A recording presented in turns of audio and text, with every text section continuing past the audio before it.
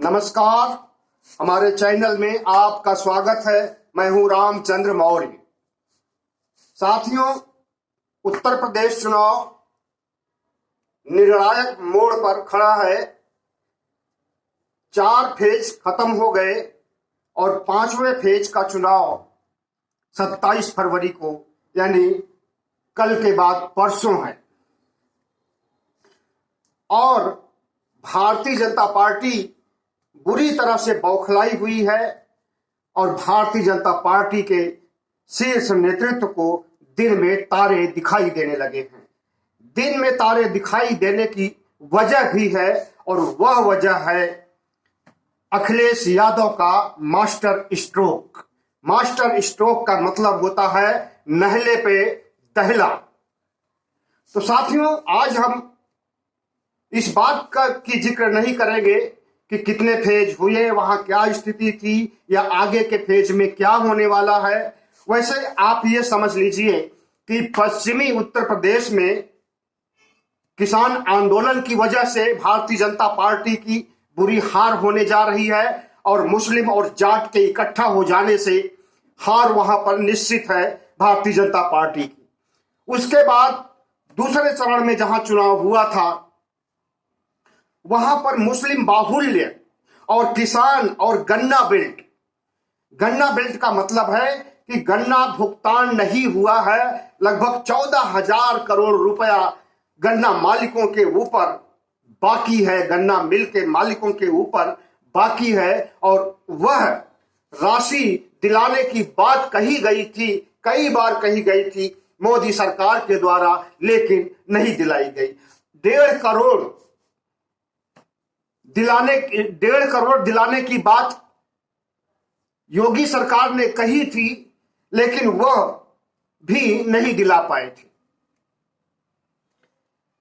इस वजह से दूसरे फेज के चुनाव में भी भारतीय जनता पार्टी को दिन में तारे दिखाई देने लगे थे और तीसरे चरण के चुनाव में, जिसे कि यादव बेल्ट कहा जाता था, इटावा और मैनपुरी से लेकर के ललितपुर तक का क्षेत्र, जिसमें भारतीय जनता पार्टी को बुरी तरह से हार हुई है। इस तरह से चारों चरणों में भारतीय जनता पार्टी को संतोषजनक कामयाबी कहीं भी नहीं मिली है। तो इसे क्या कहा जा सकता है कि अखिलेश यादव शुरू से लेकर के और आधे से अधिक चुनाव हो गया, इसमें नंबर 1 है। तो इसकी क्या वजह हो सकती है, आज हम इसी पर चर्चा करेंगे।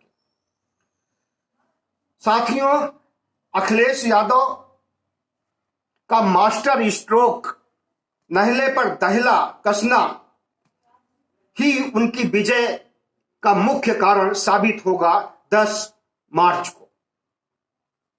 और वो मास्टर स्ट्रोक उन्होंने चला था चुनाव से लगभग 6 महीने पहले, जब संसद में खड़े होकर के प्रधानमंत्री मोदी ने कहा था कि ओबीसी जनगणना कराया जाना संभव नहीं है।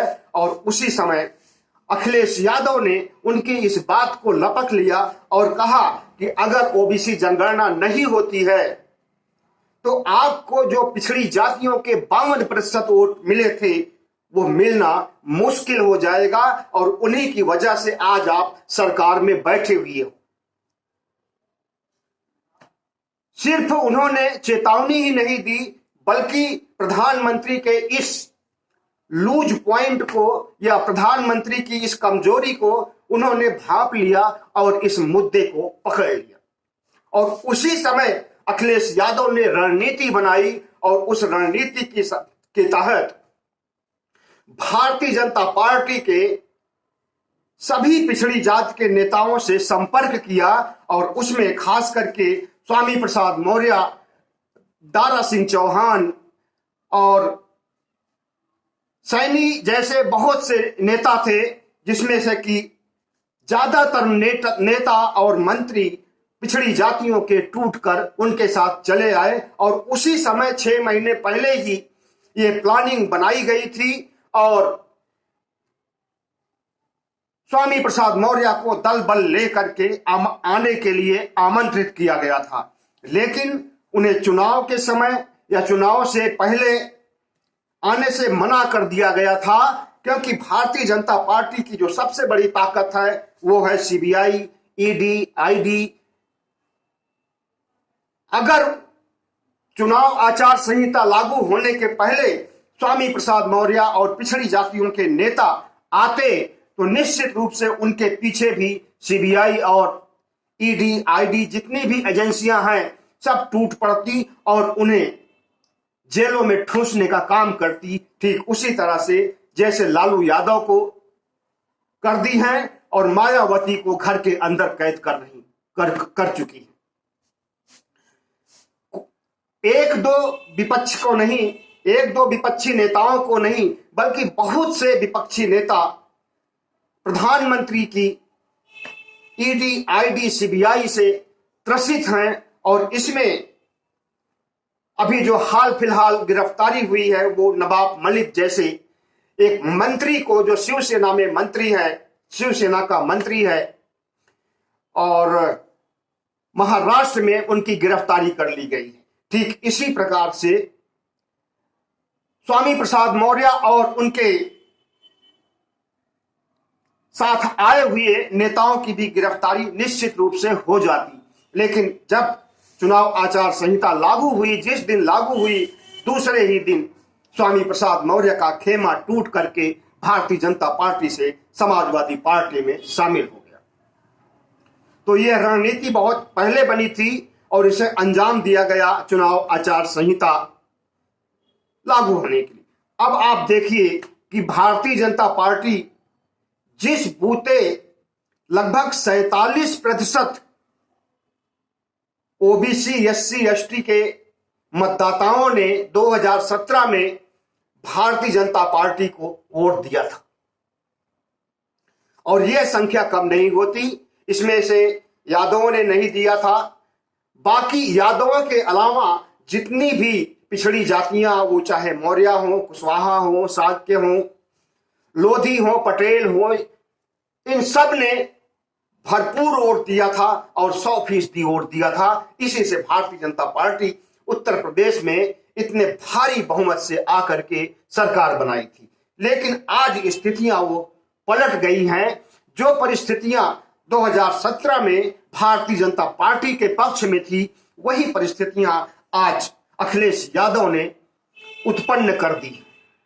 और इसमें सबसे बड़ी गलती अगर किसी से हुई है भारतीय जनता पार्टी को हराने के लिए या भारतीय जनता पार्टी को बैक फुट पर लाने के लिए, तो वो प्रधानमंत्री नरेंद्र मोदी की कमी थी।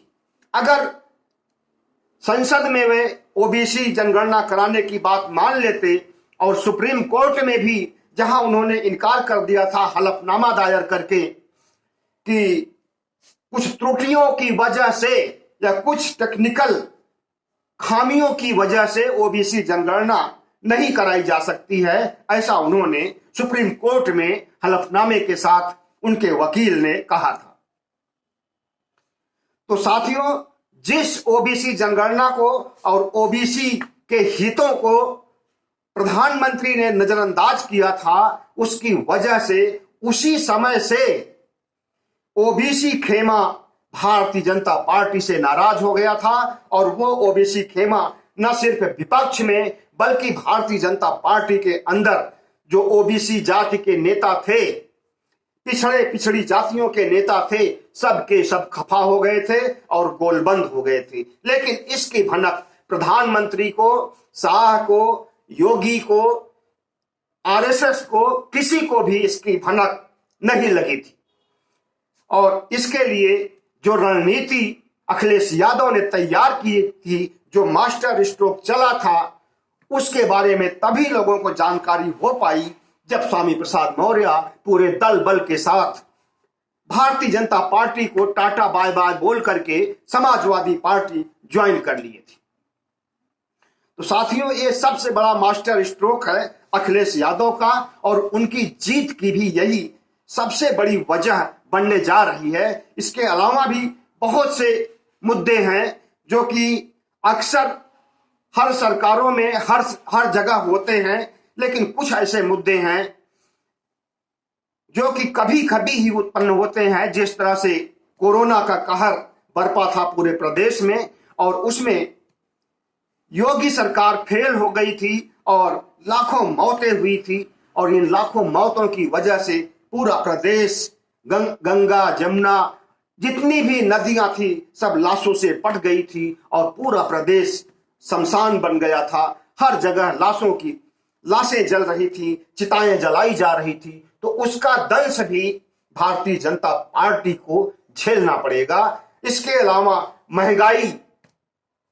महंगाई जैसा मुद्दा तो किसी एक समुदाय के लिए, एक जाति के लिए या एक धर्म के लिए नहीं होता है, बल्कि ये महंगाई भारतीय जनता पार्टी के नेता जो उत्तर प्रदेश के हैं वे भी महंगाई से त्रसित हैं, या भारतीय जनता पार्टी के जो समर्थक हैं, अंधभक्त हैं, वे भी जानते हैं कि महंगाई कितना बड़ा मुद्दा है। एक बात और क्लियर कर दें साथियों, भारतीय जनता पार्टी की योगी सरकार 2017 में जब बनी थी उसी दिन से इसका पतन शुरू हो गया था।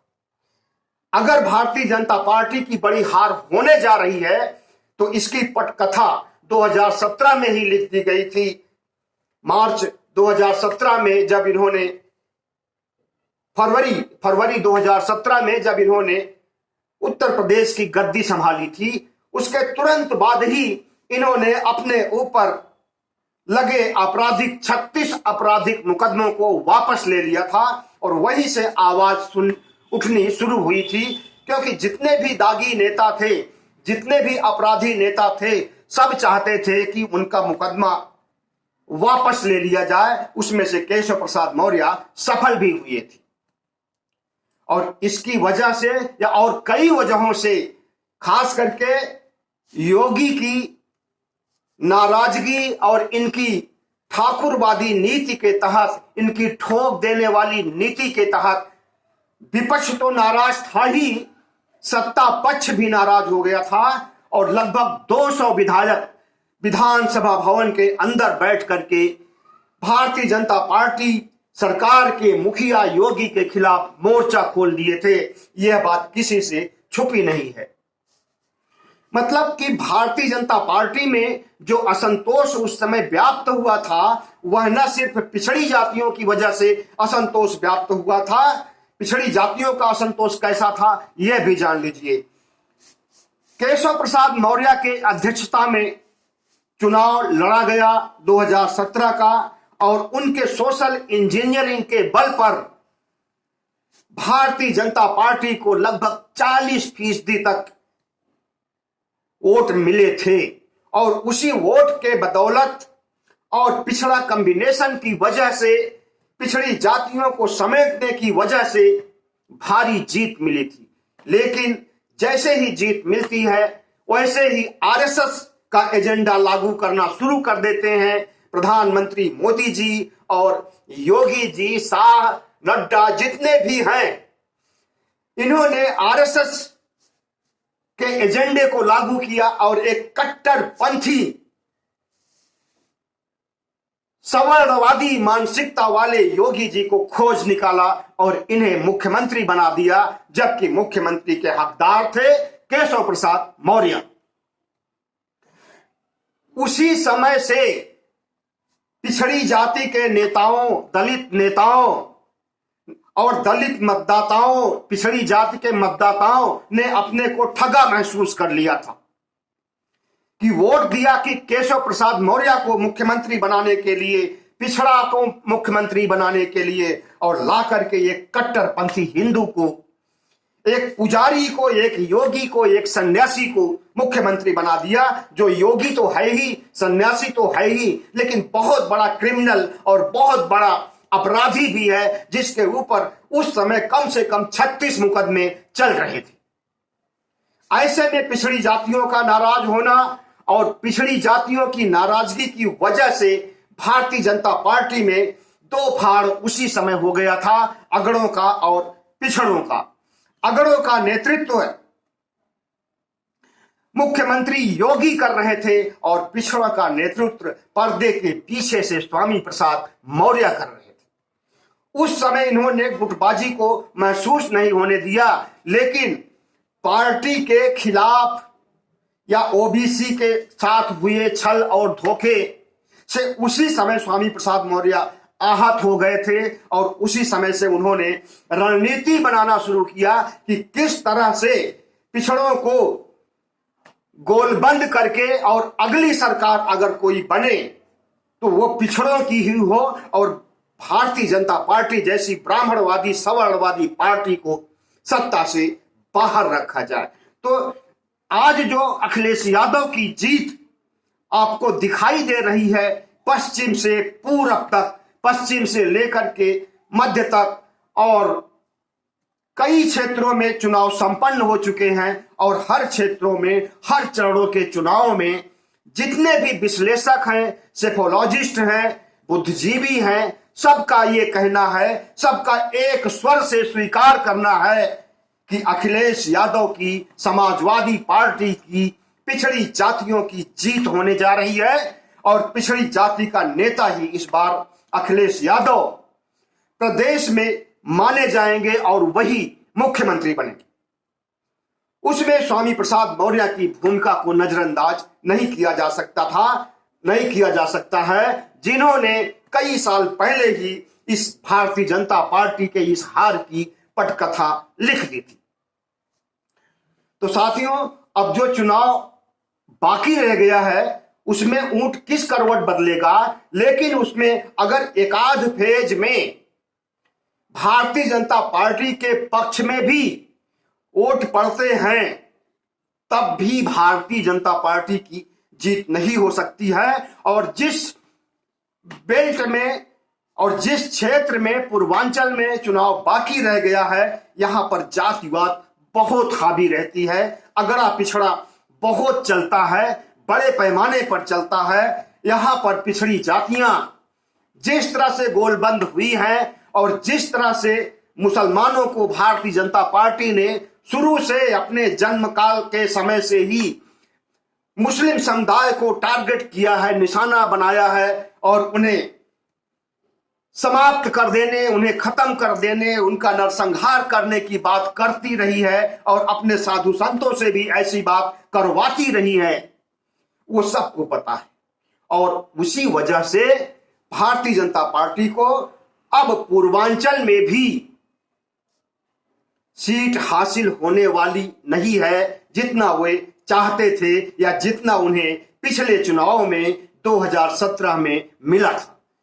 क्योंकि सबसे बड़ी अगर जीत का कारण इन क्षेत्रों में जहां चुनाव बाकी रह गया है, अगर यहां सबसे बड़ा कारण तलाशा जाए तो जातीय समीकरण, अगड़ा और पिछड़ा की राजनीति ही हावी रहेगी। और ये आज से नहीं, बहुत समय पहले से हावी रही है। 2017 इसका एक अपवाद था। 2017 में भी पिछड़ी जातियों ने केशव प्रसाद मौर्य को मुख्यमंत्री बनाने के लिए, एक पिछड़ा को मुख्यमंत्री बनाने के लिए वोट दिया था, योगी को मुख्यमंत्री बनाने के लिए नहीं दिया था। लेकिन जैसे ही भारतीय जनता पार्टी 2017 में चुनाव जीतती है, पूर्व मुख्यमंत्री अखिलेश यादव मुख्यमंत्री निवास को खाली करते हैं तो उसे गंगा जल से धुलाया जाता है और वहां पर यज्ञ हवन किया जाता है, मकान का शुद्धिकरण किया जाता है। तब उसमें योगी महाराज, योगी आदित्यनाथ को इनके भक्त लोग महाराज कहते हैं और कट्टर हिंदू लोग महाराज कहते हैं। तो योगी महाराज ने शुद्धिकरण कराने के बाद ही घर में प्रवेश किया। नंबर एक, इनकी ऊंच नीच की भावना और इनकी अस्पृश्यता की भावना, इनकी छुआछूत की भावना उसी दिन स्पष्ट हो गई थी जिस दिन इन्होंने मुख्यमंत्री आवास को गंगा जल से धुलाया और यज्ञ हवन करा करके शुद्ध किया था मुख्यमंत्री निवास को, उसके बाद प्रवेश किया था। उसके बाद इनकी ब्राह्मणवादी मानसिकता, इनकी ब्राह्मणवादी सोच या कहें कि आरएसएस की ब्राह्मणवादी सोच और आरएसएस की बांटो और राज करो की सोच, वो भी उजागर हो गई थी। क्योंकि इन्होंने उसी अस्पृश्यता, उसी छुआछूत उसी ऊंच नीच की भावना से उप मुख्यमंत्री केशव प्रसाद मौर्य को स्टूल पर बैठाया था। अगर कोई ओबीसी या नीच जाति का चुनाव जीत जाता है तो उसके साथ क्या हश्र ये लोग करते हैं, यहां तक कि मुख्यमंत्री तक को नहीं छोड़ते हैं, यह चीज देखने में आया था। इधर इन्होंने बैठाया स्टूल पर और उधर पिछड़ी जातियों में एक गुस्से के बाद दूसरा गुस्सा भी व्याप्त हो गया और उसे इसे पिछड़ा वर्ग का अपमान महसूस किया। केशव प्रसाद मौर्य ने भले ना अपमान महसूस किया हो, लेकिन पिछड़ी जातियों, अति पिछड़ी जातियों के नेताओं, मतदाताओं ने एक स्वर से इस चीज का खंडन किया था और आज भी केशव प्रसाद मौर्य को जनता माफ करने के मूड में नहीं है। ओबीसी, एससी, एसटी के मतदाता माफ करने के मूड में नहीं है। इन्हें स्टूल मंत्री के रूप में कहा जाता है। इनका नाम तो लोग कम लेते हैं, लेकिन स्टूल मंत्री ज्यादा कहते हैं। ऐसे में देखना है कि स्टूल मंत्री की आगे क्या हालत होने वाली है और भारतीय जनता पार्टी में रह करके जो पिछड़ी जातियों के नेता वहां बचे हुए हैं उनकी क्या हालत होती है। चुनाव जीतने तक तो उन्हें इज्जत दिया जाएगा, उन्हें टिकट दी जाएगी, उन्हें जीतने के लिए पैसे दिए जाएंगे, छल बल साम दाम दंड भेद से चुनाव जीतने की जुगत लगाई जाएगी। लेकिन अगर वो चुनाव जीत करके आते हैं तो वही बर्ताव होगा जो पहले हुआ था, क्योंकि इनकी ब्राह्मणवादी सोच, इनकी सवर्णवादी सोच में कोई अंतर नहीं आने वाला है। जो पार्टी आरएसएस से प्रभावित हो या आरएसएस की एक ब्रांच हो, उस पार्टी से कभी यह उम्मीद नहीं की जा सकती है कि वह पार्टी धर्मनिरपेक्ष हो सकती है, वह पार्टी समानता के अधिकार को मानती है, वह पार्टी संविधान को मानती है, वह पार्टी लोकतंत्र को मानती है, वह पार्टी राष्ट्रवाद को मानती है। इस तरह से चुनाव संपन्न होने के बाद 10 मार्च को यह निश्चित हो जाएगा कि भारत में हिंदू राष्ट्र बनना है या फिर धर्मनिरपेक्ष राष्ट्र जैसे पहले रहा है वैसे आगे भी रहेगा। अगर भारत में 1% मान लीजिए भारतीय जनता पार्टी की जीत हो भी जाती है, सेमीफाइनल वो जीत लेता है, फाइनल भी वो जीत लेता है, तब भी उसका हिंदू राष्ट्र का सपना साकार नहीं होने पाएगा, क्योंकि संविधान में ऐसे प्रावधान हैं कि भारतीय जनता पार्टी के लोग संविधान को बदल नहीं सकते हैं, संविधान को फाड़ नहीं सकते हैं और संविधान को डस्टबिन में नहीं डाल सकते। तो साथियों, आज का विश्लेषण बस यहीं तक। अगले वीडियो के लिए इंतजार करना पड़ेगा। इसके साथ ही आप हमारे चैनल को सब्सक्राइब कर दीजिए,